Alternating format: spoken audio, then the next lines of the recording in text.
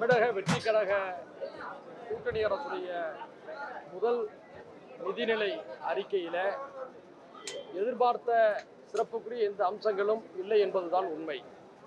குறிப்பாக 6 சிலிண்டர்கள் மானியம் என்று தேர்தல் நேரத்தில் அறிவித்ததையெல்லாம் இந்த பட்ஜெட்டிலே உறுதிப்படுத்துவார்கள் என்ற எதிர்பார்ப்பு பரவலாக இருந்தது. அது இல்லை. மகளிருக்கு 2500 ரூபாய் அந்த உதவித்தொகை வழங்கப்படும் என்ற எதிர்பார்ப்பும் இருந்தது. அதுவும் இல்லை. கடந்த தேர்தலின் போது 436 தேர்தல் வாக்குறுதிகளை தமிழக வெற்றி கழகம் கொடுத்தது. அதில் அனைத்தையுமே முதல் பட்ஜெட்டிலேயே கொடுத்துவிட முடியும் என்பது நடைமுறை சாத்தியமில்லை என்பது நமக்கு தெரியும். மிக முக்கியமான பலவற்றை அவர்கள் அறிவிப்பார்கள் என்று எதிர்பார்த்திருந்த நிலையில் ஒரு ஏமாற்றம் ஏற்பட்டிருக்கிறது.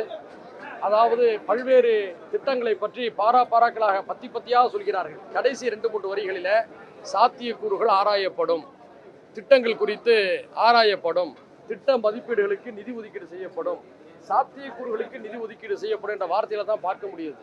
கணிக்கப்படுகிறது, எதிர்பார்க்கப்படுகிறது என்பது போன்ற வார்த்தைகள் மூலமாக இந்த பட்ஜெட்டை அவர்கள் ஒரு அலங்கார பட்ஜெட்டாக அலங்கரித்திருக்கிறார்கள். உதாரணத்திற்கு அடுக்குமாடி கட்டிடம் கட்டி தருவதாக சொன்னால் பெயிண்ட் அடிப்பதற்கான செலவுக்கு தான் நிதியை தந்திருக்கிறார்கள். அது மட்டுமின்றி பள்ளி கல்வித்துறைக்கு அவர்கள் நிதியை குறைத்திருப்பது அதிர்ச்சி அளிக்கிறது. ஏனென்று சொன்னால் அது நிதி செலவல்ல, மனித வளங்களுக்கான எதிர்கால முதலீடு என்பதை புரிந்து கொள்ள வேண்டும். அதாவது கொய்யா பழத்தை எதிர்பார்த்து எல்லோரும் காத்திருந்தார்கள். கோவை படம் தான் கிடைத்திருக்கிறது. அடுத்து தொலைக்காட்சியில் அனைத்தும் நேரலை செய்யப்படும் சொன்னாங்க. நேரலை என்றால் என்ன அர்த்தம்?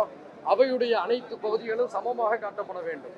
முதலமைச்சருடைய பகுதி, எதிர்க்கட்சி தலைவருடைய பகுதி, இதர உறுப்பினருடைய பகுதி என்று சமமாக கேமரா சுற்றி சுழன்று இருந்திருக்க வேண்டும். ஆனால் இன்னைக்கு எதிர்க்கட்சி தலைவர் பக்கமே கேமரா முடிந்தவரை தவிர்க்கப்பட்டிருக்கு. இது நியாயம் அல்ல.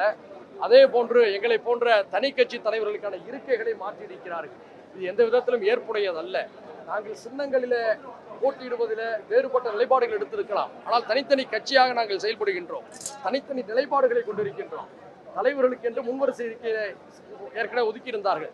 இப்போது அது மாற்றப்பட்டிருக்கிறது. எங்களுடைய ஆட்சேபனையை நாங்கள் மாண்புமிகு சபாநாயகர் அவர்களிடம் நாங்கள் தெரிவித்திருக்கின்றோம். அவற்றையெல்லாம் இந்த சபாநாயகர் கவனத்தில் கொள்வார் என்று நாங்கள் எதிர்நோக்குகின்றோம். நன்றி.